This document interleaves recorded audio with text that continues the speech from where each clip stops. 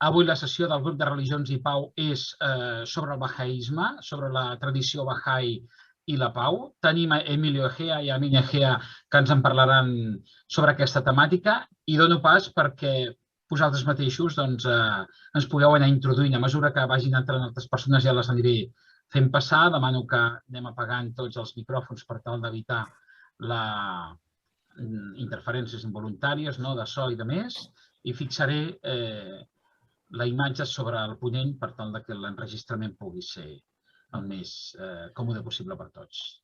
Endavant i gràcies per estar aquí. Moltes gràcies. Bueno, de fet, tenia que parlar jo, però l'he demanat al meu fill, a l'Amin, que parlessi ell, perquè té més tables que jo. Él es doctor en Historia Moderna y Contemporánea, es autor de diversos libros, uno de ellos de 2 volúmenes publicado en Inglaterra, en Oxford. Tiene muchos artículos publicados en diferentes libros y revistas, y su campo de investigación es fundamentalmente sobre los orígenes de la fe Bahá'í. Entonces, ahí está teniendo mucho éxito en encontrar documentos primigenios de nuestra religión. Él hizo precisamente su tesis doctoral sobre Abdul Baha, que es el hijo mayor de Baha'u'lláh, el fundador de la fe Bahá'í, titulado El apóstol de la paz. Entonces, bueno, es conferenciante habitual. El otro día comentaba con él y me decía que lo que va de año haya dado 38 conferencias y tenía programadas otras 8 en las próximas semanas. Quiero decir, que está más suelto que yo y por tanto merecía la pena que le escucharais primero a él y ojalá pues pueda venir a las otras, si no, pues ya contaríais conmigo solo. Así que, pues, si te parece, Xavier, le donem pas a l'Amin. Don res, muchas gracias. Yo me alegro mucho que finalmente la reunión haya sido online, porque hoy tenía un día extremadamente complicado y ha sido un alivio que al final fuera online.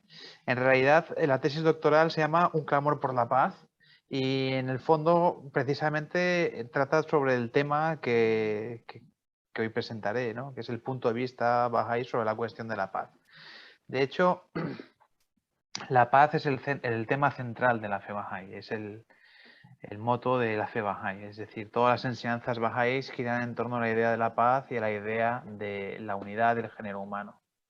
Baha'u'lláh mismo, en el final de sus días, en sus últimas voluntades, resume así el propósito de su ministerio, ¿no?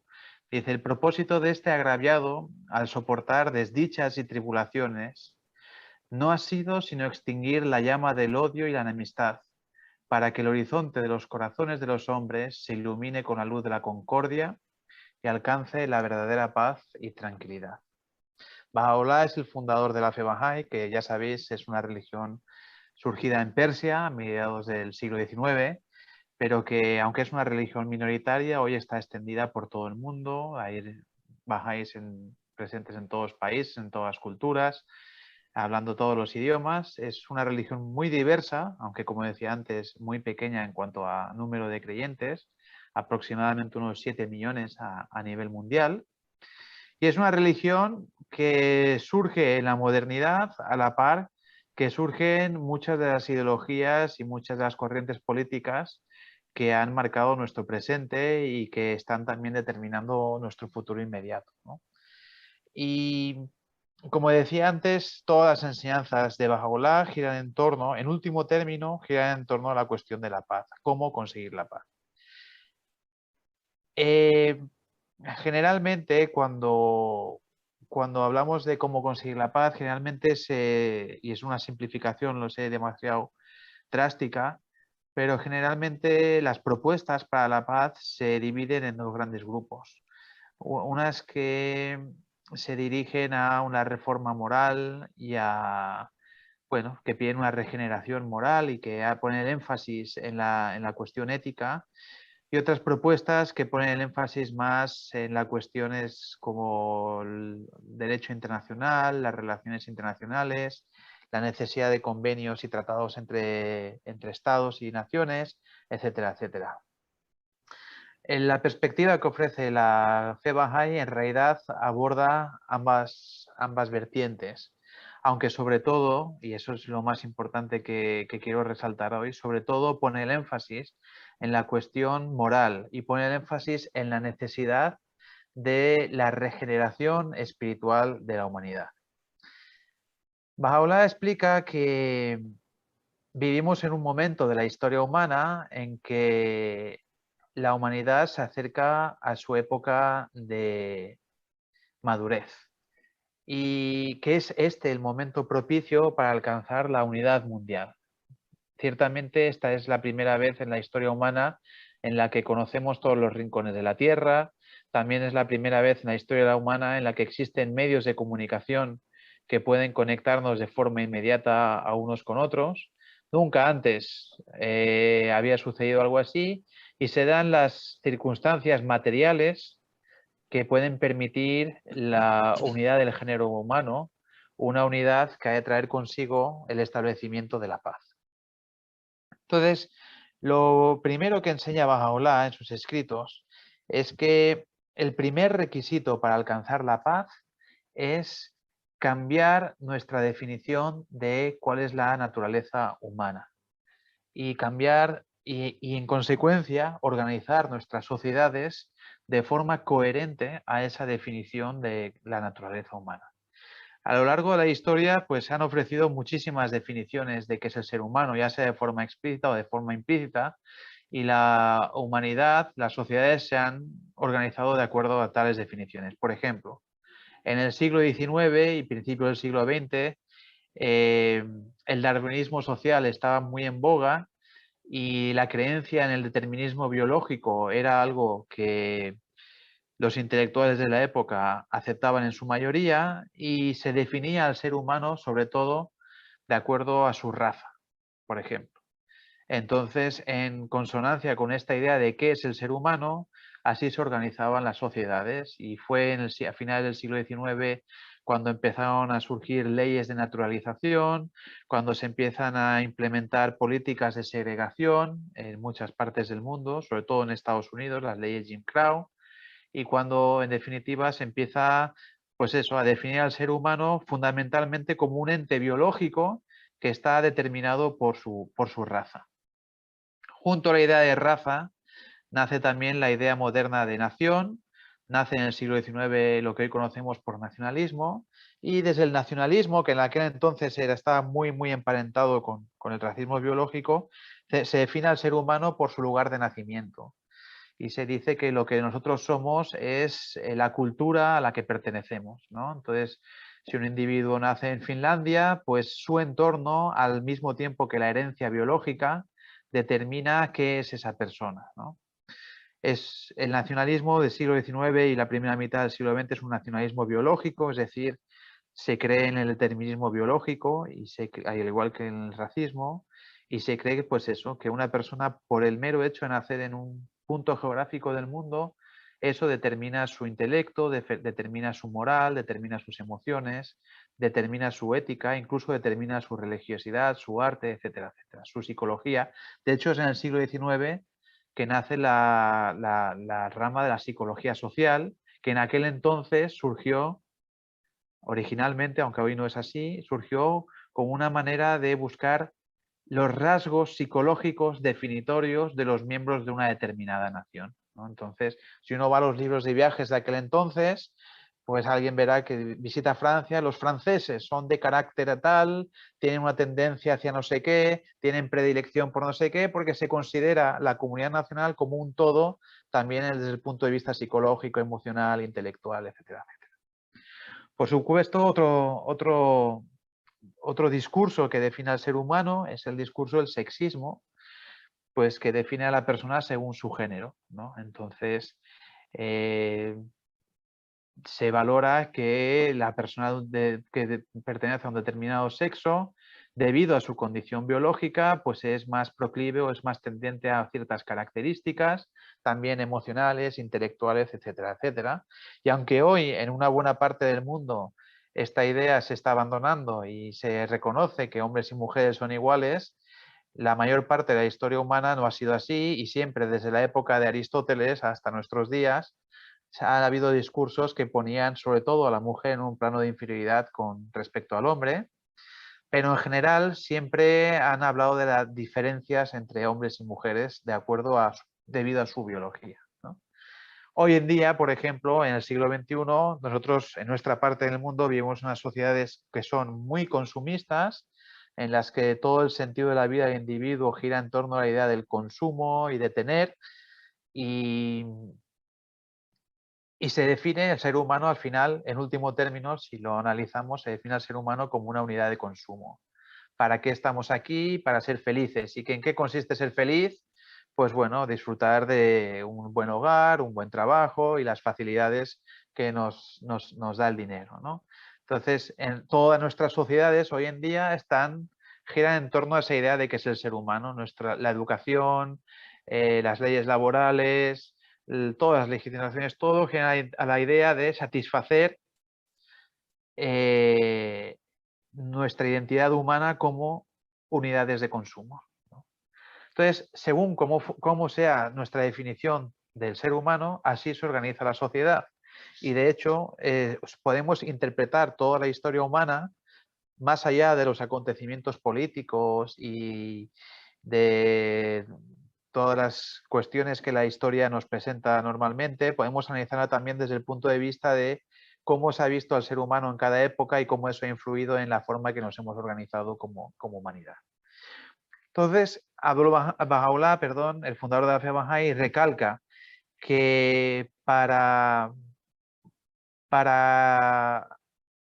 que se establezca la paz, el primer requisito es adoptar una adecuada visión de qué es el ser humano y un adecuado entendimiento de cuál es su propósito en la vida. Entonces, en la religión Bahá'í, al igual que en la mayoría del resto de religiones, se establece que la esencia del ser humano no está constituida por su cuerpo, sino que está constituida por su alma, por su espíritu. Que el ser humano tiene dos realidades, una realidad material, que es accidental que seamos hombres o mujeres, es accidental el lugar en el que hemos nacido, es accidental el color de nuestra piel, todas esas cuestiones son accidentales. Tenemos una realidad material que es accidental, pero también tenemos una realidad inmaterial que es esencial y que es nuestro espíritu. Y esa realidad espiritual en la fe Bahá'í se define como un conjunto de capacidades con las que nacemos y que a lo largo de nuestra vida desarrollamos por medio de la educación, entre otros factores, ¿no? Y más allá de eso, también las enseñanzas Bahá'í definen el espíritu humano como un espejo que es capaz de reflejar, de manifestar en sí mismo algunos de los atributos divinos. Por ejemplo, Dios es el amor en grado máximo. Nosotros, como seres humanos, tenemos la capacidad de manifestar en nuestras vidas un cierto grado de amor. Dios es omnisapiente. Nosotros, como seres humanos, tenemos la capacidad de en nuestras vidas manifestar algo de conocimiento, también de misericordia, de servicio a los demás. Cualquier cualidad humana, Dios es el grado máximo de esa cualidad. Nosotros, como seres humanos, somos espejitos que podemos manifestar algunos de esos esplendores divinos que son esos valores morales y éticos. Entonces, así se define el espíritu humano. Al igual que en otras religiones se considera que esa realidad es además inmortal, que no desaparece con la muerte del cuerpo, pero bueno, eso es otra historia. Y en definitiva, Baha'u'lláh establece que, puesto que todos los seres humanos han sido dotados con la misma esencia, con esa realidad espiritual, todos los seres humanos somos, por tanto, uno, somos iguales, independientemente de que accidentalmente en nuestras circunstancias materiales seamos diferentes.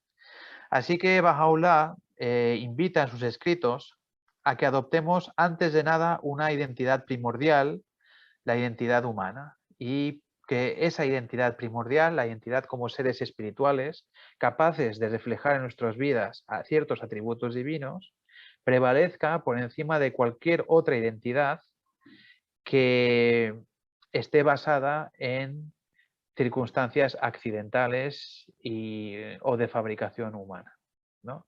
Entonces dice Baha'u'lláh que cuando el ser humano sea capaz de reconocer que la raza humana es esencialmente una, que todos somos iguales, pese a la gran diversidad que existe, todos somos uno, todos somos iguales, es en ese momento cuando la humanidad estará preparada para un establecimiento definitivo de la paz. Porque los escritos bahá'ís dicen que en último término, y esto también es muy importante, la causa de las guerras es una causa moral o una causa espiritual, ¿no? En la historia estamos acostumbrados a que nos digan, pues tal y tal guerra fue el resultado de una disputa por la sucesión a un trono, o tal y tal guerra fue el resultado de la competencia entre dos potencias mundiales por un cierto territorio por el que ha de pasar el petróleo. Estamos acostumbrados a leer la realidad limitándonos únicamente a las causas materiales, pero además de las causas materiales hay unas causas espirituales. En realidad, detrás de todos esos problemas, detrás de esas guerras, hay problemas espirituales, la codicia, la falta de amor al prójimo, el egoísmo, la falta de entendimiento, como decía antes, de que todos somos uno, etcétera, etcétera. Entonces, dice Bahá'u'lláh que en último término todas las guerras, todos los conflictos son debidos o bien a los prejuicios políticos, o bien al odio racial, o bien al odio nacional, o bien a la discriminación de género, o bien, y esto es muy importante, espero poder hablar más al respecto más adelante, o bien debido al odio religioso. Él dedica mucho tiempo, una parte importante de sus escritos a hablar acerca de el papel de las religiones y el odio religioso. Después espero tener tiempo para comentar al respecto porque es muy pertinente para este grupo, ¿verdad? Entonces, puesto que en último término las causas de las guerras radican en esos discursos de odio hacia otros seres humanos debido a las cuestiones raciales, nacionales, políticas, de género o religiosas, en consonancia con ello, la solución radica en sustituir esos discursos de odio por unos discursos en los que el ser humano reconozca su unidad esencial, ¿no? Abdul Bahá enfatiza mucho hay un texto famoso de Bahá'u'lláh en el que él dice: sois los frutos de un solo árbol y las hojas de una misma rama. Trataos unos a otros con el mayor amor y armonía, con amistad y compañerismo. Aquel que es el sol de la verdad es mi testigo. Tan potente es la luz de la unidad que puede iluminar a la tierra entera. Esta frase de sois los frutos de un solo árbol y las hojas de una misma rama, otra muy similar que dice sois las hojas de una misma rama y las olas de un mismo mar. Esta frase en verdad es de Bahá'u'lláh, aunque Pau Casals la mencionó en su discurso ante Naciones Unidas, en realidad originalmente es de Bahá'u'lláh. Aprovecho para decirlo porque hubo un poco de polémica ahora en septiembre por la utilización de esta frase y nosotros cuando lo leíamos nos sentíamos muy sorprendidos porque sabemos en último término dónde viene esta frase. En otros de sus escritos, Bahá'u'lláh escribe, poniéndose en boca de Dios, dice: oh hijo de los hombres, ¿no sabéis acaso por qué os hemos creado a todos del mismo polvo, para que ninguno se enaltezca a sí mismo por encima de otro? Ponderad en todo momento en vuestros corazones cómo habéis sido creados. Puesto que os hemos creado a todos de una misma sustancia, os incumbe ser como una sola alma, caminar con los mismos pies, comer con la misma boca y habitar en la misma tierra, para que desde lo más íntimo de vuestro ser, mediante vuestros hechos y acciones, se manifiesten los signos de la unicidad y la esencia del desprendimiento. Tal es mi consejo para vosotros, oh concurso de la luz. Prestad atención a este consejo para que obtengáis el fruto de la santidad del árbol de maravillosa gloria.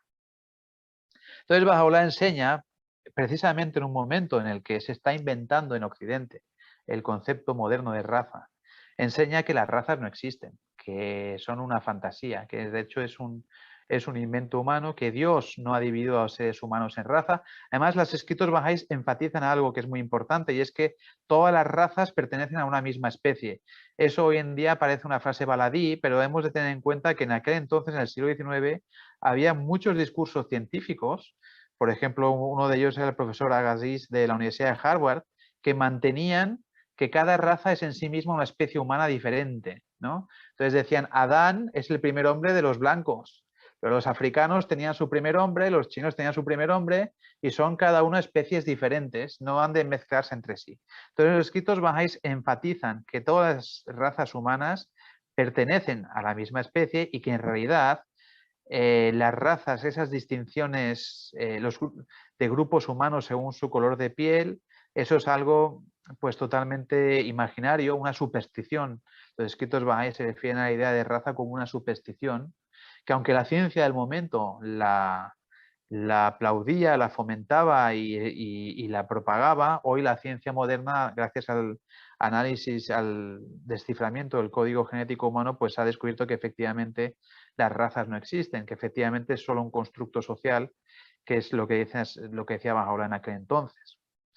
De la misma manera que él dice que las razas no existen, él también afirma que no existen las naciones, por supuesto los estados existen, pero la idea de nación como espacio natural de un pueblo, como realidad natural, objetiva, que viene de tiempos pretéritos, que también eso es un constructo social y que es algo que no existe, que Dios no ha planteado así la humanidad y que por tanto debemos abandonar esa idea. De hecho, justo es muy interesante cómo Baha'u'lláh, al tiempo, mientras él estaba encerrado en la prisión de Akka, donde pasó los últimos años de su vida y donde estuvo encarcelado durante 24 años. Akka hoy en día está en Israel, en aquel entonces era parte del Imperio Otomano y era una ciudad penal a la que se enviaban presos de todo el Imperio Otomano.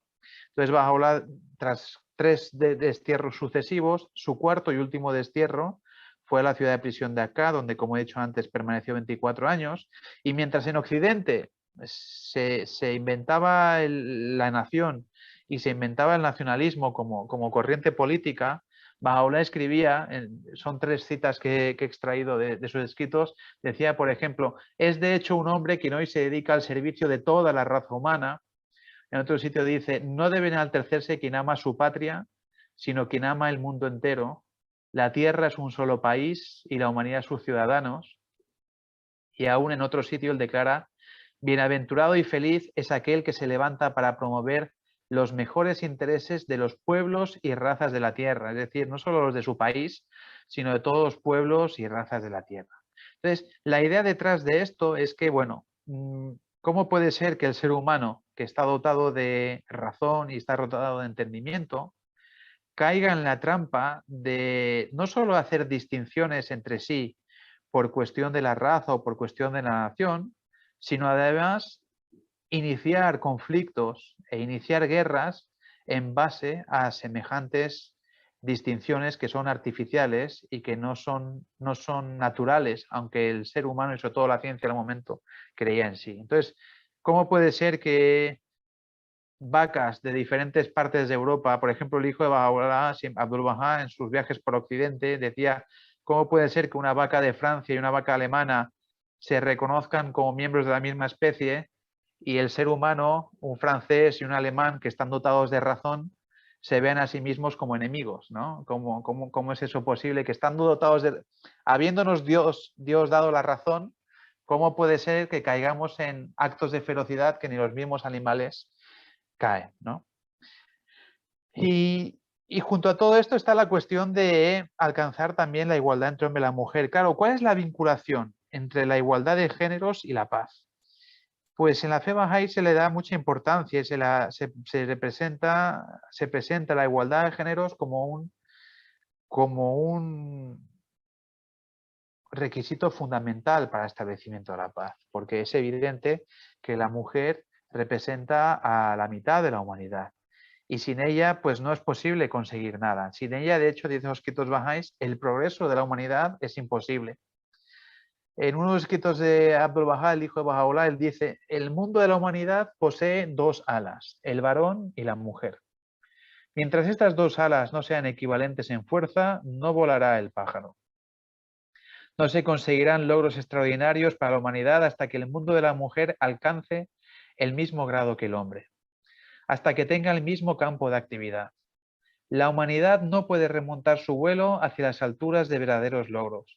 Cuando las 2 alas o partes tengan fuerza equivalente y disfruten de las mismas prerrogativas, el vuelo del hombre será sumamente elevado y extraordinario. De esta manera, imbuidas de las mismas virtudes que el hombre, elevándose por todos los grados de los hombres, las mujeres llegarán al mismo nivel que los hombres. Mientras no se establezca esta igualdad, no se facilitará el verdadero progreso y logro de la raza humana. Es decir, la mujer es la mitad de la humanidad. Si hombres y mujeres no son igual de fuertes, la humanidad no puede progresar. Y una señal inequívoca del progreso humano es que sea capaz de establecer la paz, ¿no? Como veis, todo esto en el último término gira también en torno a la cuestión de la injusticia social, ¿no?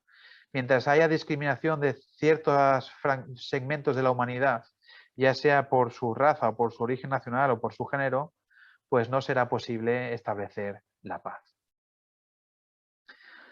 Los escritos bahá'ís son muy enfáticos en que la religión ha de juzgar un papel fundamental, importantísimo, en el establecimiento de la paz. Y de hecho, Baha'u'lláh condena en sus escritos de forma abundante, de forma muy enfática, los conflictos entre las religiones y acusa a las religiones de haber causado tantas y tantas guerras para el ser humano.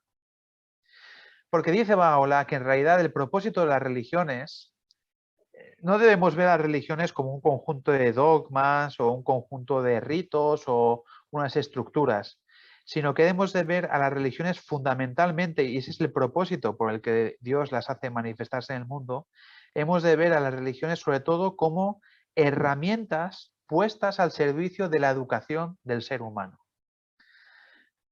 Baha'u'lláh establece que todos los grandes sistemas religiosos provienen del mismo Dios, que Mahoma, Cristo, Baha'u'lláh, Moisés, Buda, Krishna, Zoroastro, etcétera, etcétera, todos provienen del mismo Dios, han venido en diferentes épocas de la historia humana para educar al género humano, para ayudarle en su avance social y espiritual y para recordarle cuál es el propósito de su vida, quién es su creador, cuál es la naturaleza humana. Si os fijáis, todas las religiones enseñan en primer lugar que existe un creador de todo, incluido el ser humano. Enseñan también que el ser humano tiene una dimensión espiritual. Enseñan la mayoría de ellas que por medio de esa dimensión espiritual el ser humano puede alcanzar cierto conocimiento de su creador. Y enseñan además que entre el creador y el ser humano hay un intermediario que es el portavoz del creador para la humanidad. Estas son unas enseñanzas comunes en todas las religiones, o en la mayoría de las religiones. Entonces dice Baha'u'lláh que todas ellas tienen el mismo origen, un origen común. Entonces, de hecho, dice que el fundamento de todas las religiones es el mismo. Si varían unas a otras es porque han sido enviadas por Dios para cubrir las necesidades específicas de un momento y de una región. Entonces, él dice que las religiones tienen dos tipos de enseñanza. Unas enseñanzas que son esenciales, que son comunes a todas las religiones, como son la enseñanza del amor, la enseñanza de la compasión hacia el prójimo, la enseñanza de la igualdad, etcétera, etcétera. Y luego unas enseñanzas que son sociales, de orden social, leyes civiles o sobre alimentación o cosas por el estilo, que están pensadas para una época y una región en concreto. Por lo tanto, si nos fijamos en las enseñanzas esenciales y no en las enseñanzas sociales, veremos que todas las religiones tienen un cimiento común, un fundamento común. Y es en eso en lo que nos debemos fijar. Por supuesto, además de esos dos tipos de enseñanza, luego hay un tercer tipo, que son las enseñanzas que ha añadido el propio ser humano, por su propio interés. Todas las interpretaciones dogmáticas que se han introducido en todas las religiones, todas las manipulaciones que se han hecho del propósito prístino de las religiones para adaptarlas a ciertos intereses políticos o de poder, pues eso también son un tipo de enseñanzas que tienen las religiones que no corresponde al propósito inicial por el que Dios las envió y que son también causa de división entre las creyentes de las diferentes religiones. Entonces Baha'u'lláh dice que si los creyentes de las diferentes religiones investigaran la realidad e investigaran sus propios corpus de enseñanzas de manera objetiva y con espíritu abierto, verían que en la esencia todas las religiones son las mismas y que sobre esa esencia El ser humano ha añadido infinidad de dogmas, de ritos y de cuestiones que no son esenciales y que están dividiendo inútilmente a los seres humanos. Y hago esta precisión porque es muy importante, porque demasiado a menudo y de forma muy errónea se afirma que la fe Bahá'í es una religión sincretista, que lo que busca es coger lo mejor de cada religión y juntarlo en un solo sistema. Pero esto no es así, es lo contrario. La fe Bahá'í lo que dice no es cojamos lo mejor de cada religión y hagamos una religión nueva. La fe Bahá'í lo que dice es dejemos de lado lo que en todas las religiones han añadido los seres humanos y todo aquello que no es esencial, y cuando hayamos desnudado las religiones de todas esas cosas, veremos que todas son iguales y veremos que el fundamento de todas ellas es común. Así que la idea de la religión Bahá'í no es construir una religión nueva cogiendo lo mejor de cada una, sino de construir las religiones, quitarles todo lo que ha aparecido después de la aparición de su fundador, todo lo que se ha ido añadiendo históricamente, para que los propios seguidores vean que en realidad todos estamos creyendo en la misma cosa, aunque utilicemos idiomas diferentes, lenguajes diferentes, términos diferentes. Esto es, yo lo enfatizo siempre, porque desde que salió en una enciclopedia francesa a finales del siglo XIX de sincretisme persan, pues desde entonces todo el rato, pero de sincretismo nada, la idea no es coger y juntar, la idea es al contrario. Bueno, vosotros creéis en estos dogmas, pero fijaros que os voy a dar un ejemplo. Os voy a dar un ejemplo práctico para que os deis cuenta a qué me refiero. Cuando Abdul-Bahá, el hijo de Bahá'u'lláh, fue liberado, porque el hijo de Bahá'u'lláh pasó no 24 años, sino 40 años de prisión, cuando él fue liberado inició una serie de viajes por Occidente y fue invitado a hablar en más de 40 iglesias y también en varias sinagogas. Y en una de esas sinagogas, pues él quiso hablar sobre Jesús, y les habló sobre Jesús y les pidió que aceptaran a Jesús como hijo de Dios. Y entonces, ¿cómo lo hizo? Les dijo, fijaros, Jesús, cuando vino Jesús, la Torá estaba absolutamente traducida, estaba en hebreo y en griego. Y más allá del pueblo judío, nadie conocía las enseñanzas de Moisés. Pero gracias a la religión que trajo Jesús, la Torá se ha traducido a todas las lenguas. Hoy los 10 mandamientos se conocen en todo el mundo. Él ha promulgado el nombre de Moisés y los profetas del Antiguo Testamento por todas partes. Entonces, pensar de verdad, ¿Jesús es vuestro enemigo o vuestro amigo?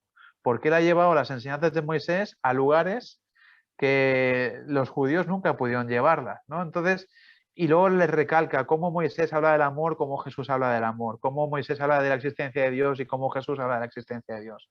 Por supuesto, también podía hablar de otras muchas cosas que diferencian a unos de otros, pero se fue a hablarles de lo común, de lo que hay en común, y con eso creó puentes de unidad entre esa comunidad judía en particular en San Francisco, la iglesia, la sinagoga Emmanuel, con otras iglesias cristianas que estaban en la misma zona en 1912, y fue muy resaltable lo que dijo, porque incluso salió en la prensa de la época como una gran hazaña por su parte.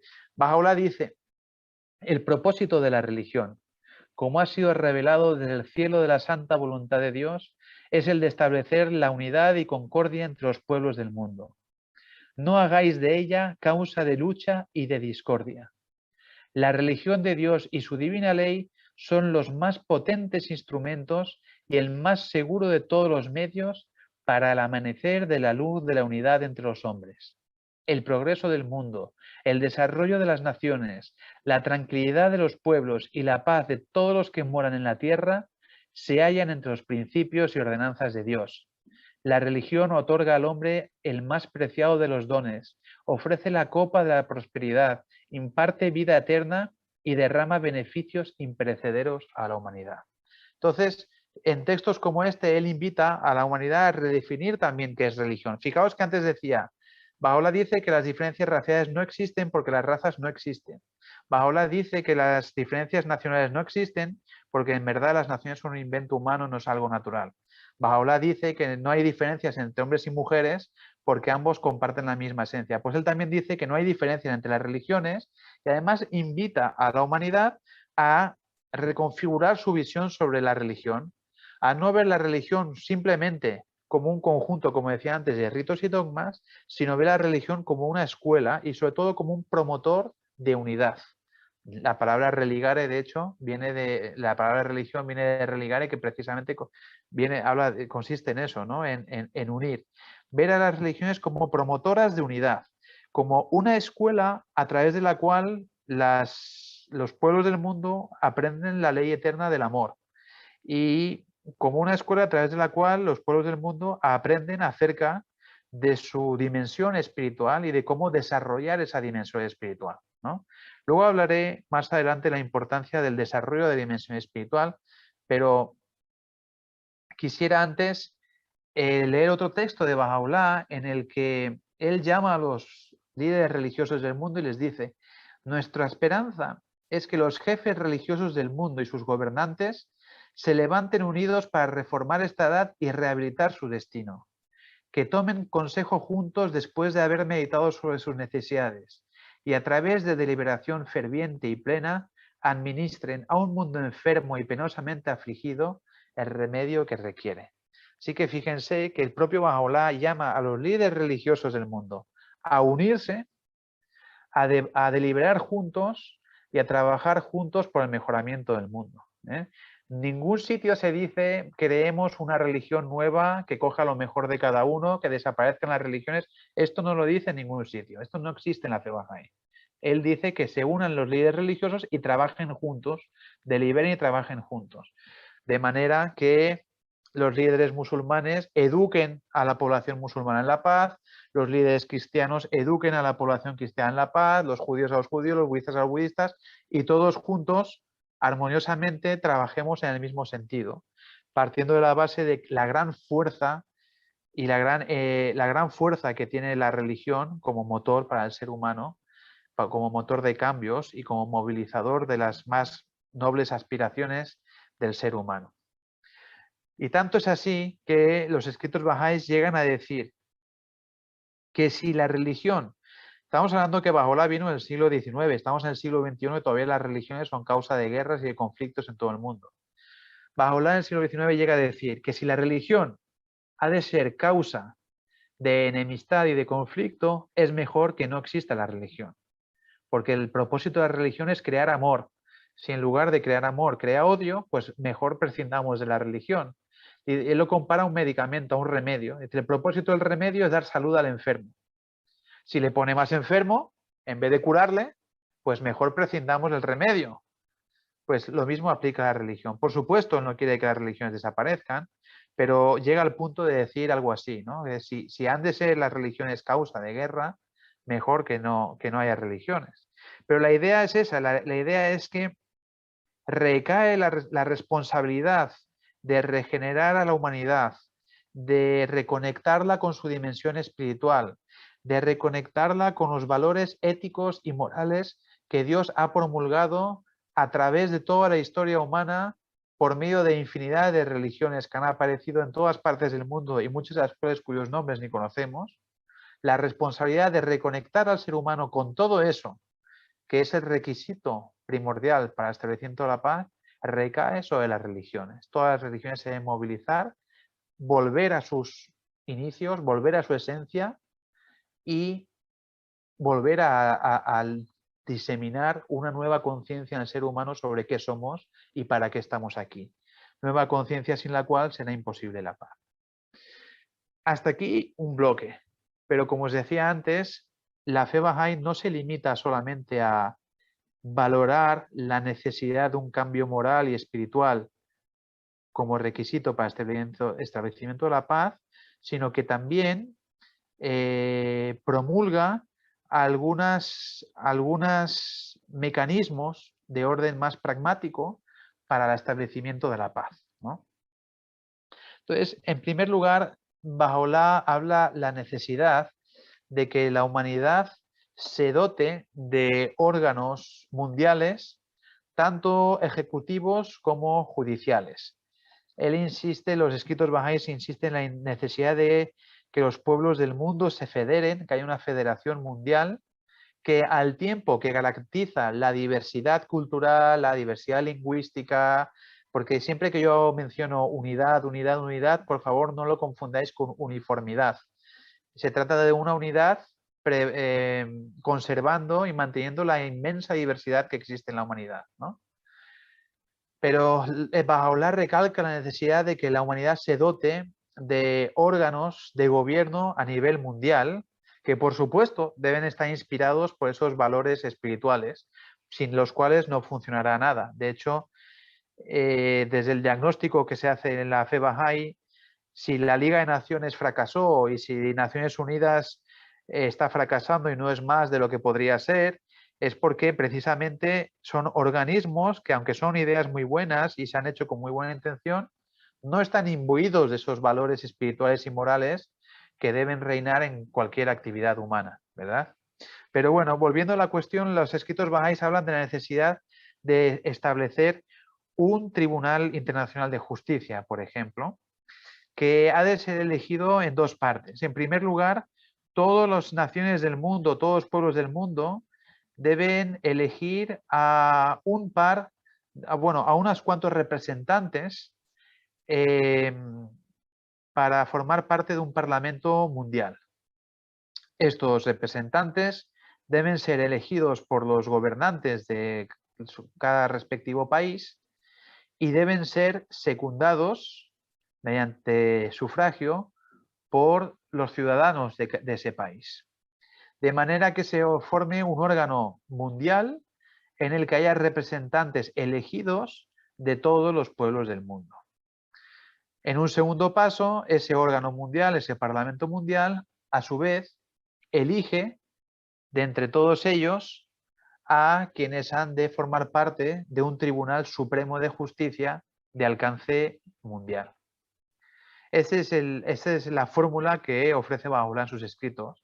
Y es muy curioso constatar cómo algo así, y ahí la importancia de ver cómo nuestra forma de ver el ser humano condiciona nuestras políticas y condiciona nuestras actuaciones, que la humanidad estuvo a punto de dotarse de un Tribunal Supremo de Justicia en 1907. En 1907 se convocó la segunda Conferencia de la Paz de La Haya. Y ya en 1899, tras la primera Conferencia de la Paz de La Haya, se estableció un tribunal de arbitraje, un Tribunal Mundial de Arbitraje, y algunos estadistas, algunos expertos en derecho internacional, pues veían que eso de un tribunal de arbitraje es algo demasiado débil, demasiado con un alcance muy limitado, y propusieron ser más ambiciosos y tener un tribunal de justicia. Pues sabéis la diferencia entre el arbitraje y la justicia. Un tribunal de justicia implica la existencia de unas leyes internacionales, el tribunal de justicia las aplica y además observa, vigila que esas leyes se cumplan y si no se cumplen, sanciona e impone un castigo a quien las incumpla. Sin embargo, el arbitraje es simplemente tomar un acuerdo, tomar una decisión entre dos partes que están en disputa por una cuestión. Cuando después de 1899 se estableció el Tribunal de Justicia, empezaron a proliferar por todo el mundo tratados de arbitraje. El país que más tratados de arbitraje estableció, eran sobre todo bilaterales, fue Estados Unidos, pero es curioso que el segundo país del mundo que más tratados de arbitraje estableció fue España. Prácticamente estableció los mismos que Estados Unidos, pero estos tratados de arbitraje trataban cuestiones muy pueriles. Por ejemplo, el primer caso tratado por Estados Unidos en sus arbitrajes fue entre Estados Unidos y México por quién debía apechugar con los gastos de una misión católica en Texas, que había sido establecida por los españoles, que después recayó su responsabilidad en los mexicanos, pero que cuando Texas pasó a formar parte de Estados Unidos, pues los de la misión católica decían, bueno, nuestros gastos, ¿quién los paga? ¿Estados Unidos o México? Entonces, eran arbitrajes en torno a cuestiones bastante menores, bastante poco importantes. Y además estaba tan mal hecho que las partes contendientes en un problema de arbitraje, pues podían llamar como árbitros a personas de su propio país. y a personas que estuvieran a favor de su propio caso. Entonces no había ningún sesgo de objetividad. El caso es que ante todo eso, en 1907 se propone el establecimiento de un verdadero Tribunal Supremo de Justicia. Y todos los países que están representados en la cumbre, en la Conferencia de la Paz de La Haya de 1907, acceden y dicen estamos de acuerdo en que haya un Tribunal Supremo de Justicia. Hubiera sido un grandísimo avance para la humanidad.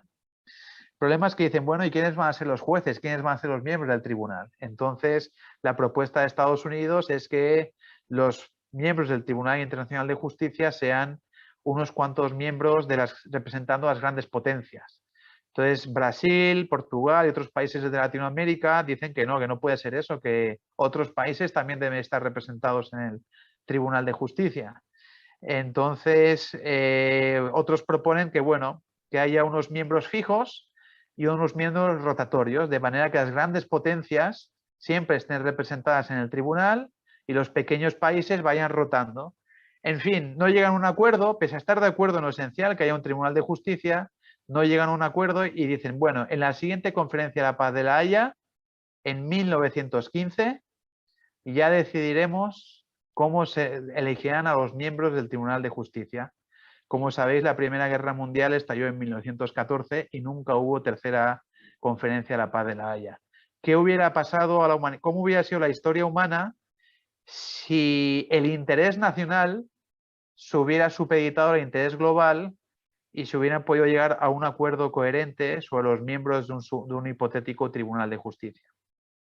Pues décadas antes a todas estas beligerancias entre diferentes países en torno a la idea de un Tribunal de Justicia, Bahá'u'lláh dice, el Tribunal de Justicia ha de ser establecido de la siguiente manera, como decía antes, cada país nombra unos representantes a un Parlamento Mundial, estos representantes previamente van a ser refrendados por sus respectivos países y los representantes de todos los pueblos del mundo, ese Parlamento Mundial, a su vez, elegirá a los miembros de un Tribunal Supremo de Justicia.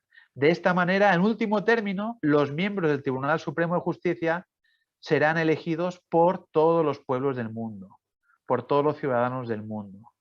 Y ya representarán, no importa a qué país pertenezcan, ya estarán representando a toda la humanidad porque habrán sido elegidos, en último término, mediante sufragio indirecto, por toda la humanidad. Bahá'u'lláh también habla de la necesidad de establecer mecanismos de seguridad colectiva. Él dice, debe llegar el tiempo en que la imperativa necesidad de tener una concentración amplia y abierta a todos los hombres será universalmente comprendida. Los gobernantes y reyes de la tierra deben necesariamente concurrir a ella y participando en sus deliberaciones deben considerar los procedimientos y medios que establezcan entre los hombres los fundamentos de la gran paz mundial. Tal paz exige que las grandes potencias decidan para la tranquilidad de los pueblos de la tierra estar completamente reconciliadas entre sí. Si algún rey tomare sus armas contra otro, todos deberán levantarse unidos e impedírselo. Si esto se hace, las naciones del mundo ya no necesitarán armamento, salvo con el fin de preservar la seguridad de sus reinos y mantener el orden interno dentro de sus territorios. Esto asegurará la paz y la calma de todos los pueblos, gobiernos y naciones. Así que en este párrafo habla de dos cosas, fijaos, la necesidad de un mecanismo de seguridad colectiva, tratados de seguridad colectiva y también la necesidad del desarme, porque estamos en plena ebullición de la carrera armamentística y todas esas teorías que hemos oído todo a lo largo del siglo XX y que todavía oímos, que dicen que la proliferación armamentística es un garante para la paz. Todo eso se inventa en el siglo XIX y Bahá'u'lláh dice todo lo contrario. Lo que hay que hacer es desarmarse para tener los armamentos mínimos necesarios para mantener el orden dentro del propio país. Bahá'u'lláh también recalca la importancia de tener un idioma internacional auxiliar. No quiere decir que se sustituyan los idiomas que ya existen, pero sí que habla de la importancia de que todos los pueblos del mundo, todos los ciudadanos del planeta aprendan una lengua común, además de la lengua materna. Dice Bahá'u'lláh, cuando eso se haya logrado, a cualquier ciudad que uno viaje será como llegar a la tierra nativa. Estas cosas, dice él, son obligatorias y absolutamente esenciales. Efectivamente, en el siglo XIX se iniciaron algunos programas para tener un idioma internacional. La mayoría de ellos, he de decir, tenían como propósito, muchos de ellos eran lenguajes filosóficos, tenían un idioma internacional filosófico, otros lenguajes para la ciencia, otros lenguajes para el comercio internacional. Pero surgen ninguno de ellos se llevó a la práctica, pero surgen dos lenguas que efectivamente tienen como propósito propiciar la concordia y la fraternidad entre los hombres. Uno es el Volapük, que tuvo una vida muy corta, y otro es el Esperanto, que todos conocerán más y que todavía hoy existe y que llegó a tener antes de la Primera Guerra Mundial una extensísima comunidad de hablantes. ¿Qué tienen en común todos estos idiomas? Es que son inventados, son artificiales. ¿Y por qué son artificiales? Porque sus creadores consideran que si se adoptara como idioma internacional uno de los idiomas existentes, eso sería una afrenta para otros pueblos del mundo. Se estaría dando ventajas a una nación por encima de otras y se estaría permitiendo el dominio de una nación, el dominio cultural de una nación por encima de otras. Las enseñanzas bahá'ís recalcan que tiene que haber efectivamente un idioma internacional, no dicen cuál, y dicen que en el futuro la humanidad debe de tomar la decisión, el conjunto de la humanidad debe tomar la decisión, escogiendo ya sea un idioma inventado, ya sea inventando un idioma o ya sea escogiendo uno de los existentes.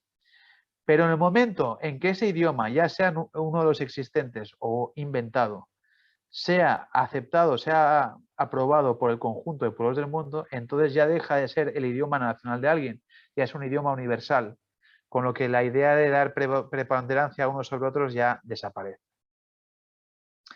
Y en definitiva, y ya voy acabando para dejar el último espacio para que ustedes, si lo desean, hagan preguntas o comentarios, y ahí yo ya tendré más oportunidad de desarrollar algunos puntos que seguramente se me habrán quedado en el tintero. Decir dos cosas breves, y la primera, que si se fijan, todo esto en último término gira en torno a la idea de que junto al progreso material, junto al avance de las ciencias, el avance de la tecnología, el avance de la economía, también haya un progreso espiritual. Entonces, las enseñanzas bahá'ís, Bahá'u'lláh enseña que si el progreso espiritual y el progreso material no van a la par, si el progreso de los valores morales, el progreso de la ética, el progreso de un entendimiento de qué es el ser humano, para qué está aquí, etcétera, etcétera, no va a la par con el progreso material, el progreso científico y tecnológico, entonces se produce un desequilibrio en el desarrollo humano que comporta, sin lugar a dudas, desastres. Y lo hemos visto a lo largo de todo el siglo XX, y lo vemos en nuestro presente, cómo hemos alcanzado cotas inéditas de desarrollo tecnológico, económico, legislativo, etcétera, etcétera, y sin embargo cómo permanece la injusticia, cómo sigue la infelicidad existiendo en el mundo y cómo, aún peor, empiezan a existir problemas que antes no existían. Además de las guerras que siguen permaneciendo, ahora tenemos problemas medioambientales, tenemos unos extremos de riqueza y de pobreza que antes no existían, etcétera, etcétera. Eso demuestra que el progreso material por sí solo es insuficiente. Necesitamos también de un progreso espiritual. Y eso es, en el fondo, eso sería el resumen de todo lo que os he explicado, ¿no? Que además de todo lo que lo hacemos a nivel legislativo, a nivel orgánico, por establecer la paz, es necesario también un cambio fundamental y una expansión fundamental. Un cambio que sea esencial, que sea orgánico, que abarque a toda la humanidad en cuanto a lo moral y a lo esencial. ¿Cómo se consigue ese cambio? Se consigue mediante la educación. ¿Sí? Se consigue mediante la educación, que no es una educación que se haya de limitar únicamente a aspectos materiales, a aprender matemáticas, gramática, física y química, sino que es una educación que, justamente la contraria que tenemos hoy ahora, que debe incidir también en cuestiones, como decía antes, sobre cuál es la naturaleza humana, cuál es el propósito de nuestra existencia, cuál es nuestra relación con Dios, cuáles son los valores morales y espirituales que han de gobernar nuestras vidas. Que los muchachos y muchachas, desde la niñez hasta el adulto, todos estemos permanentemente reflexionando sobre qué es la justicia, qué es la unidad, qué es la paz, qué significa la igualdad. Eso en la práctica, cómo se hace, cómo se aplican estas ideas a la vida cotidiana, que estemos permanentemente reflexionando sobre estas cuestiones. Por eso, desde los inicios mismos de la fe Bahá'í, en el siglo XIX, el nacimiento de la fe Bahá'í ha venido acompañado con el establecimiento de programas de educación espiritual que abarcan todas las edades, de los niños hasta los adultos, en los que permanentemente se invita a la persona a que reflexione sobre estas cuestiones para que estas cuestiones formen parte integral de su vida, ¿no? Decía que esto es justo lo contrario a lo que estamos hoy en día, ¿no?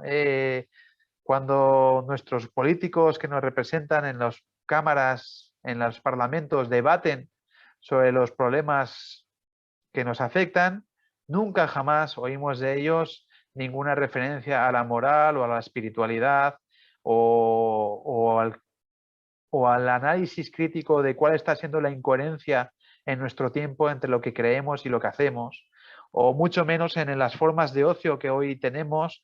En absoluto nos permiten ayudarnos, nos permiten acercarnos a nuestra realidad espiritual, o los espacios televisivos a los que estamos permanentemente sometidos tampoco nos ayudan a la reflexión en ese sentido o al encontrarnos con nuestra realidad espiritual. Vivimos en un mundo que es completamente ajeno a la realidad espiritual del ser humano, porque vivimos en un mundo que, como decía antes, considera al ser humano una unidad de consumo cuya misión en esta vida es alcanzar la felicidad mediante la satisfacción de sus necesidades inmediatas, ¿no? Entonces, frente a eso, la fe Bahá'í propone un modelo social totalmente diferente en el que, como decía al principio, se reconozca la unidad fundamental de todo el género humano, pero se reconozca en base a su realidad espiritual y en la que permanentemente el ser humano sea ayudado, sea asistido a desarrollar su dimensión espiritual, a ser consciente de su dimensión espiritual y a vivir una vida en la que sus aspiraciones espirituales se traduzcan cotidianamente en actos concretos, ¿no? En una forma de vivir. O sea, una diferencia entre el hacer y el ser, que lo que somos y lo que hagamos estén en coherencia, ¿no? Dicen los escritos bahá'ís, cada vez que se os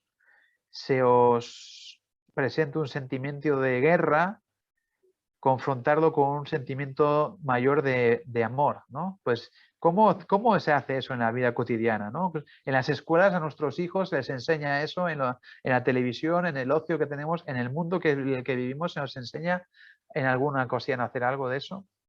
Y luego otra cuestión muy importante es que todo esto que os he explicado en esta hora ya larga que os estoy hablando, ahora para os lo prometo, todo esto que os estoy explicando no se queda en el plano discursivo y no se queda en el plano idealista o utópico, al contrario. Todo esto desde el mismo comienzo de la fe Bahá'í es algo que se trata de poner a la práctica y se trata de llevar al campo de la acción, ¿no? De tal manera que Baha'u'lláh concibe a la comunidad Bahá'í como un laboratorio en el seno del cual se experimentan con estas ideas, se llevan a la práctica, se aprende sobre cómo llevarlas a la práctica y se aprende sobre las implicaciones sociales que tienen estas enseñanzas de él. O dicho de otra manera, es como un espacio en el que se trata de curar las dolencias humanas que asolan a la humanidad, administrando esa medicina que Baha'u'lláh formula, ¿no? Entonces, por ejemplo, os voy a dar un ejemplo. Cuando se establecen en Estados Unidos las primeras comunidades bahá'ís a finales del siglo XIX, pues desde el primer momento se enfatiza la necesidad de que, a diferencia de su entorno nacional, donde existen las leyes Jim Crow, donde existe la segregación racial, antecedente del apartheid surafricano, pues que la comunidad bahá'í sea una comunidad racialmente integrada. Entonces, la comunidad bahá'í se convierte en pocos años en una comunidad en la que anteriormente sus miembros, blancos o negros, pues aceptando las normas sociales de su época, pues no se reunían y no compartían espacios, pero empiezan a trabajar juntos, tienen reuniones racialmente integradas. En los órganos de gobierno de la comunidad bahá'í, ya sea a nivel local o a nivel nacional, empiezan a ser elegidos personas de raza negra, de forma que a nivel nacional la comunidad bahá'í se convierte en unas poquísimas organizaciones en las que tienen negros y blancos en sus órganos de gobierno. Incluso en el seno de la comunidad bahá'í se establecen matrimonios entre negros y blancos y entre blancos y asiáticos, en un momento en el que en los Estados Unidos, en 25 estados de los Estados Unidos, están prohibidos los matrimonios interraciales, ¿no? De manera que rápidamente la sociedad puede, mirando la comunidad bahá'í, puede ver ahí una probeta, un laboratorio en el que todas esas ideas se están llevando a la práctica y se puede ver cuál es el resultado de ellas. Entonces, la ciencia del momento decía, por ejemplo, que los hijos de los matrimonios mixtos son biológicamente deficientes, defectuosos. De golpe, en el seno de la comunidad Bahá'í empiezan a nacer chicos de matrimonio y chicas de matrimonios mixtos que son intelectualmente y físicamente igual de capaces que cualquier otro, ¿no? Y eso sirve más que cualquier artículo científico o cualquier otra cuestión, ¿no? Y o dicen que, bueno, que la relación entre blancos y negros lleva a la contaminación de la raza blanca, ¿no? Pues de golpe la comunidad Bahá'í empieza a trabajar negros y blancos juntos y son capaces de llevar a cabo grandes proyectos y empresas de ámbito nacional muy difíciles de llevar en términos generales, pero los llevan unidos hacia adelante de forma muy exitosa. Desde el establecimiento de una serie de campañas por todo el país para hablar de la unidad nacional, de la unidad racial, perdón, hasta la construcción del primer templo Bahá'í de Occidente, el templo de Chicago, que les costó 50 años de construcción, ¿no? Es una comunidad racialmente diversa que, pese a vivir en un entorno de segregación racial, consigue todas esas cosas. Y en Oriente sucede exactamente lo mismo.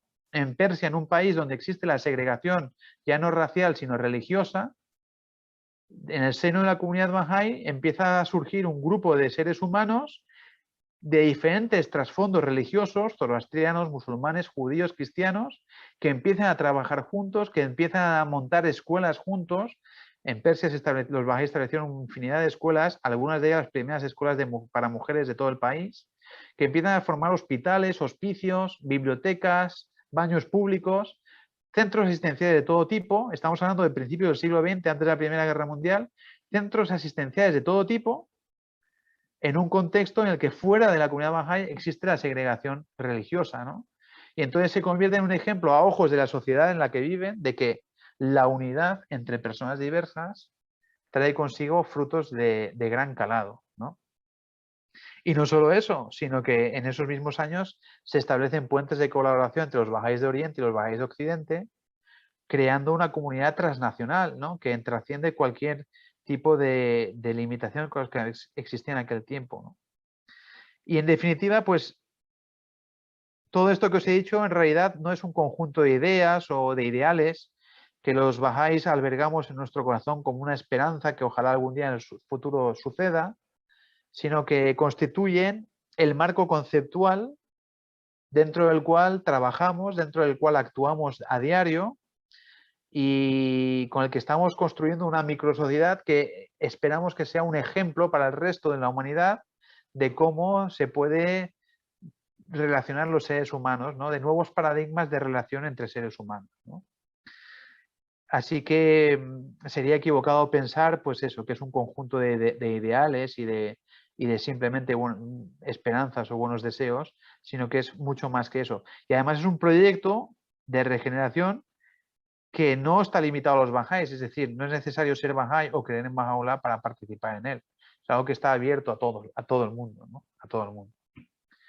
Pues nada, ya son las 8:10 y yo voy a parar para que los minutos que quedan, si lo deseáis, pues vosotros me trasladéis cualquier comentario, sugerencia, pregunta, lo que deseéis.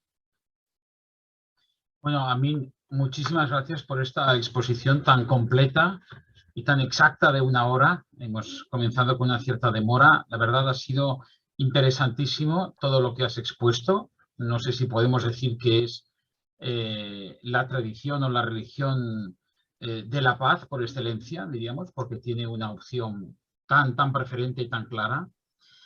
Hay una frase de las muchas que has citado que me ha encantado: sois los frutos de un solo árbol y las hojas de una misma rama. Sois las olas de un mismo mar, de Baha'u'lláh.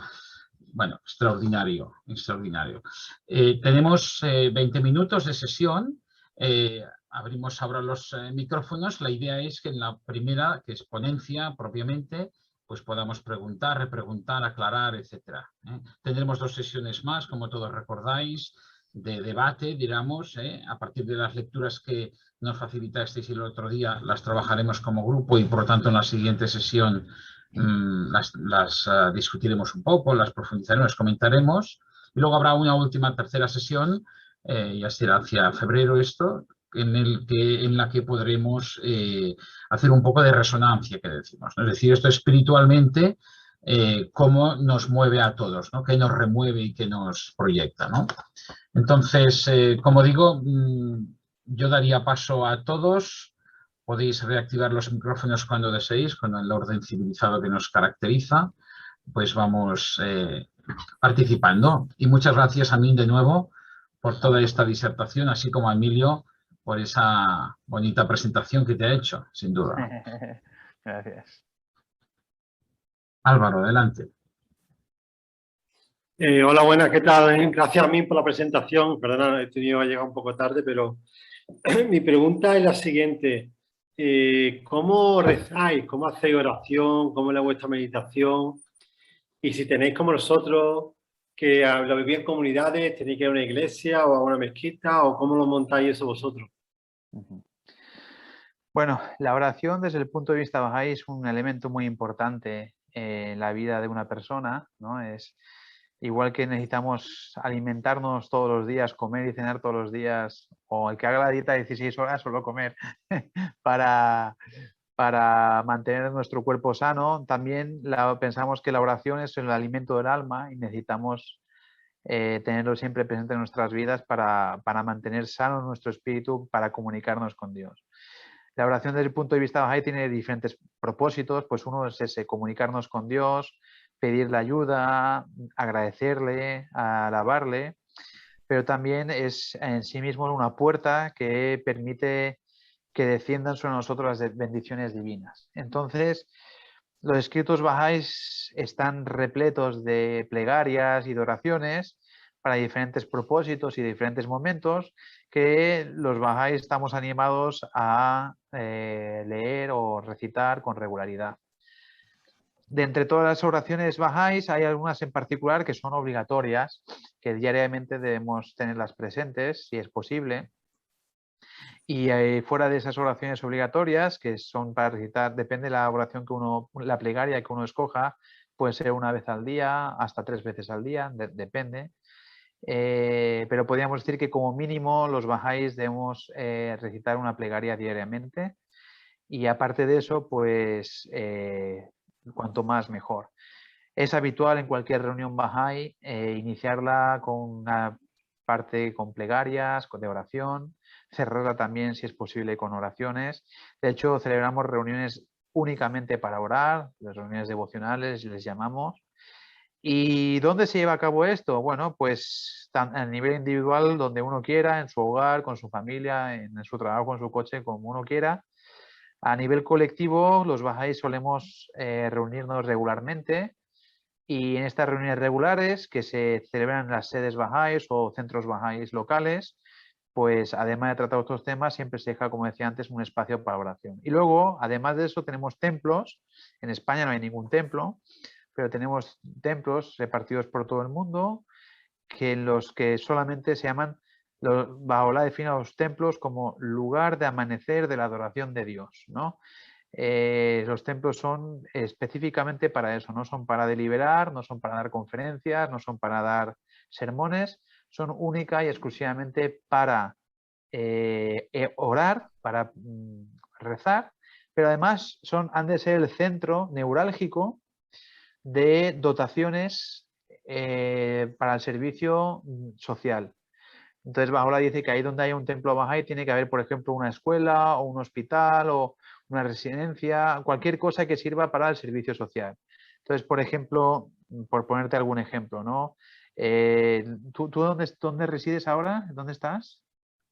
Pues yo ahora mismo estoy en la República Centroafricana. Ah, tú estás en África, en el Congo. No, en la República Centroafricana. República Centroafricana, perdón. En el Congo, por ejemplo, están haciendo un templo Bahá'í.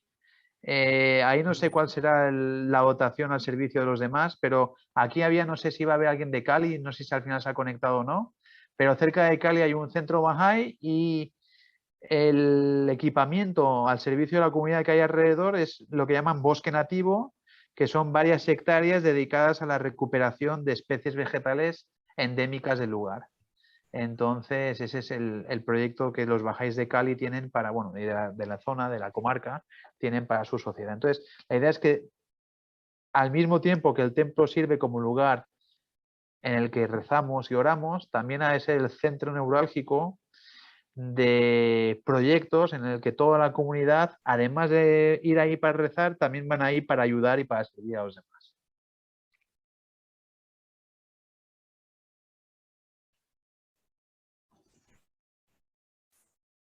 Escolta, una pregunta.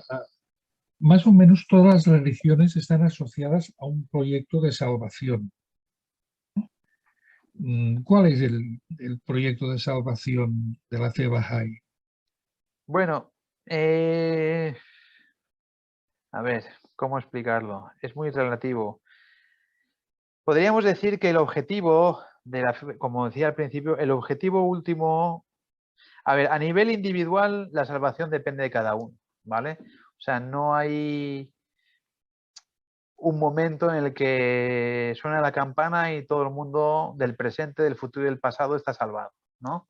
Sino que cada uno, según cuál es su conducta, cuál es su vida, pues adquiere la capacidad de acercarse más o menos a su creador, que ese es el propósito de la vida, ¿no? Todos creemos que, los bajáis creemos que después de esta vida hay otra vida, todos vamos a esa otra vida, pero vamos en diferentes estados, ¿no? Es como el niño que en el vientre de la madre, pues todos los niños en el vientre de la madre llegan a este mundo, ¿no? Pero unos han desarrollado todas sus capacidades físicas y viven aquí con plenitud física, pero otros, desgraciadamente, no han desarrollado todas sus capacidades físicas y, por ejemplo, si no han desarrollado la vista, pues aquí están ciegos, si no han desarrollado el oído, aquí están sordos, ¿no? Y pierden la oportunidad de ver parte de la realidad. Pues la relación de este mundo con el venidero, pensamos los bajáis la misma. En este mundo es como un vientre materno en el que tenemos que desarrollar nuestras capacidades espirituales. Y una vez que nuestro cuerpo ya no nos sirve, igual que en un momento la placenta ya no nos sirvió, salimos de este mundo y vamos a ese otro mundo al que vamos a parar todos, que en realidad es todo el mismo mundo, igual que el niño dentro del vientre materno y nosotros estamos todos en el mismo mundo, aunque dimensiones diferentes, son realidades diferentes, y aunque el niño no sea consciente de la realidad que tiene después, ¿no? Pero es todo lo mismo, es toda la misma realidad, nosotros vamos a otro grado de esa realidad. Y dependiendo de cómo haya sido nuestra vida, nuestro desarrollo espiritual aquí, pues ahí tendremos mayor o menor capacidad de comprender y de entender las realidades espirituales. ¿Cuál es la mayor realidad espiritual? Pues Dios mismo. Entonces, cuanto menos hagamos aquí, menos capacidad tendremos de conocer a nuestro Creador cuando estemos ahí. Eso en cuanto al individuo, pero a nivel social, a nivel colectivo, sí que la fe Bahá'í aspira a que la humanidad llegue a su edad de oro. Y esa edad de oro, hay un texto Bahá'í muy claro que enumera todos los puntos y características que tendrá esa edad de oro de la humanidad, pero es una edad, pues eso, caracterizada por la unión de los pueblos, por el establecimiento de la paz, por el desarme, por el avance de la ciencia hasta límites insospechados. Bueno, por un mundo en el que todo vaya bien, en resumidas cuentas. Pero no obstante, las otras religiones monoteístas, en el proyecto de la salvación, siempre al final hay un juicio final. Hay un momento en el cual la persona se explicará con un lenguaje más poético o menos, estará delante de Dios y será juzgado en concreto por unas obras. ¿Esto cómo lo...? Bueno, eso es cuando la persona en el momento de su fallecimiento pues llega a ese mundo, simplemente es como, si me lo permites, yo creo que es lo mismo que tú estás diciendo, pero con otro lenguaje. Necesito un pequeño preámbulo para explicarlo bien. En la fe Bahá'í, igual que sabemos que existen leyes físicas, existe la ley de la gravedad, y yo tiro algo, pues cae hacia abajo. Esto es impepinable. No es que Dios haya destinado que el bolígrafo caiga, es una ley y debemos vivir de acuerdo a esa ley si no queremos hacernos daño, ¿no? Si yo quiero negar la ley de la gravedad y meter una piscina sin agua, pues me romperé las piernas. No es que alguien me rompa las piernas. Y hay otro tipo de leyes en nuestro mundo, por ejemplo, las leyes de tráfico. Si me dicen en los stop te tienes que parar, si yo no me paro y tengo un accidente de coche, no es el Ministerio del Interior que me ha castigado, es una consecuencia lógica de un acto mío en el que he quebrantado una norma que era para mi propio bien, ¿no? Entonces, en el mundo espiritual, las enseñanzas bahá'ís dicen que es lo mismo. Existen unas leyes espirituales que hemos de vivir de acuerdo con ellas, unas leyes espirituales que van desde aspectos sociales, pero sobre todo son leyes de orden moral y orden ético. Debemos vivir de acuerdo en ellas, y si no vivimos de acuerdo a ellas, la consecuencia lógica es que recibamos unas consecuencias por ello. Entonces, lo que decía antes, cuando uno deja este mundo y va al mundo venidero, pues llega ahí de acuerdo a lo que ha cosechado en este mundo, con la pobreza, con la riqueza espiritual que haya cosechado en este mundo. Entonces, no es que Dios le juzgue y le castigue, o porque nuestros actos, en realidad Dios es infinito, es eterno, nosotros somos hormiguitas, ni hormiguitas en comparación a Él. Lo que hagamos o dejemos de hacer a Él no le afecta en nada. No es que Dios nos castigue o nos haga mal, es simplemente la consecuencia lógica de nuestros actos, la consecuencia de quebrantar ciertas leyes espirituales. No obstante eso, las enseñanzas bahá'ís también dicen que en ese otro mundo el desarrollo espiritual del individuo continúa y sigue habiendo un desarrollo espiritual, y el ser humano sigue evolucionando en ese otro mundo que, por otra parte, es eterno. Mira, en el zoroastrianismo hay una figura, a mí me gusta mucho, una figura mítica, pero que al final todos son lenguajes diferentes para expresar la misma realidad.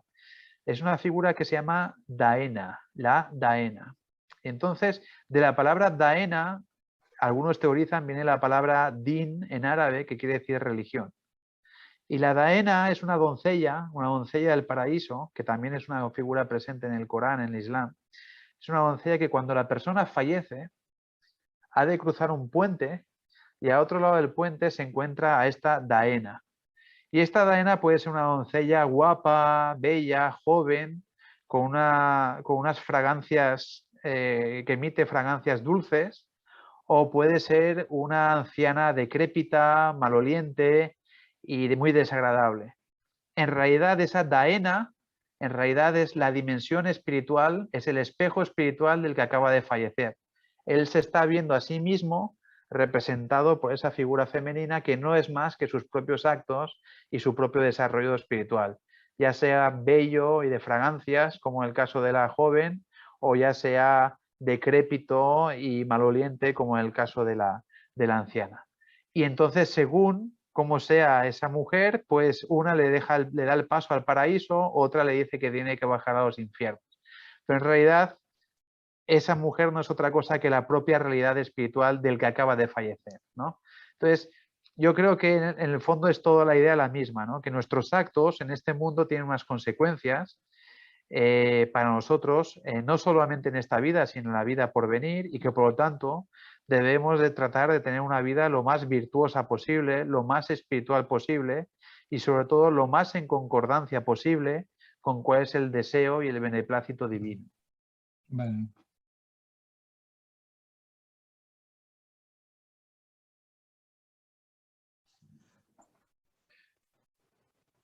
Sí, pero quizás enfatizar que el progreso espiritual no se detiene, no hay un estado permanente de como un infierno permanente o un cielo o un purgatorio, cosa por el estilo, sino que el desarrollo espiritual puede continuar y continúa por la misericordia de Dios, también por las oraciones del otro mundo que ya están más avanzados, por la ayuda de los que están en otra dimensión. De hecho, en alguna parte de las escrituras se dice que el trabajo de los que se han ido es el mismo que hacemos aquí. ¿Y qué hacemos aquí? Pues nos acompañamos los unos a los otros y tratamos de ayudarnos en el progreso espiritual y moral. En el otro mundo, si no nos hemos comportado de acuerdo con las leyes espirituales que han de gobernar nuestra existencia en este mundo, llegaremos, digamos, poco capacitados, pero yo creo que tendremos la oportunidad, con la ayuda divina y con la ayuda de otros que están más desarrollados, que nos acompañen, que nos ayuden y que nos hagan seguir avanzando en ese mundo espiritual.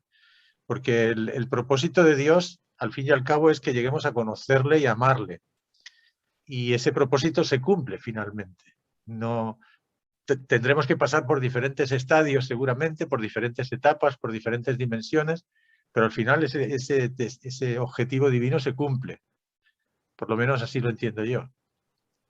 No hay una condena eterna. Una pregunta, y entonces los vivos pueden rezar por los que han fallecido también. Por supuesto. Vale. No solo eso, sino que... Es como la comunión de los santos o el cuerpo místico en el cristianismo tiene una cierta similitud. Sí, y además los actos filantrópicos hechos aquí en nombre de ellos también les benefician. Vale.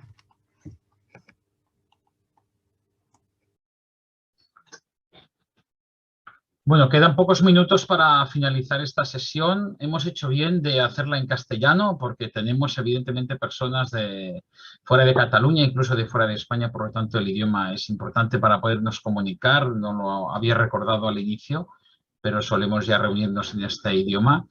No sé si hay alguna pregunta más. Me gustaría poder acabar puntuales para que cada uno pues calcule el tiempo siempre que dedicamos, ¿no?, a las actividades. No sé si hablo en nombre de los demás, pero como antes comentaba, cada tradición o cada religión la trabajamos durante 3 sesiones y cada ciertos años, cada 2, 3 años podemos volver a ellas para trabajar desde otra mirada o profundizar de otro modo, ¿no? Entonces, bueno, los que sois miembros, ¿no?, porque a mí así te consideramos, aunque tengas una embajada aquí, una sucursal que es Emilio, ¿verdad?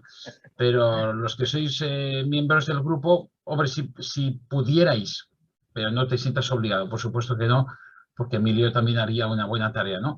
Pero si quisierais, si pudierais estar presentes en las otras sesiones o en alguna de las otras, nos ayudará también al debate, ¿no? A veces eso nos ocurre con otros ponentes que decimos, bueno, pues no podemos contar con él en el espacio de debate y surgirán dudas y qué hacemos, ¿no? Por lo tanto, siéntete invitado, si te conviene, si va bien, te pasaré las fechas y si no, pues contamos también contigo, Emilio, para que puedas ayudarnos a interpretar más esta tradición que se conoce poco, pero está tan extendida, ha tenido una influencia tan importante desde el siglo XIX y tampoco mediatizada, ¿no?, por siglos y siglos de tradición que todas las religiones acaban acusando ese peso, ¿no? La tradición ayuda a avanzar muchísimo, evidentemente, pero a veces la tradición ayuda también a que sea un peso pues costoso de sobrellevar, ¿no? Entonces, al ser esta una tradición más reciente, pues tiene esa suerte, ¿no?, de que no tiene un peso excesivamente negativo en este sentido. Bueno, si no hay ninguna otra intervención, no sé si quieres acabar con alguna cosa más a mí y aquí lo dejaríamos. Solamente agradeceros la oportunidad de estar aquí, agradeceros la invitación. Yo, como tú has mencionado antes, participé en las reuniones iniciales, pero mi vida personal me impidió, estaba acabando el doctorado, luego una niña pequeña, soy autónomo, entonces es muy difícil compaginarlo todo, pero lo recuerdo con mucho cariño y por supuesto que estaré encantado de poder participar en las siguientes y ayudar en lo que sea posible, sobre todo si es online, para mí se facilita mucho. Y nada, muy agradecido por vuestra paciencia y a vuestra disposición. Muchas gracias, Amit.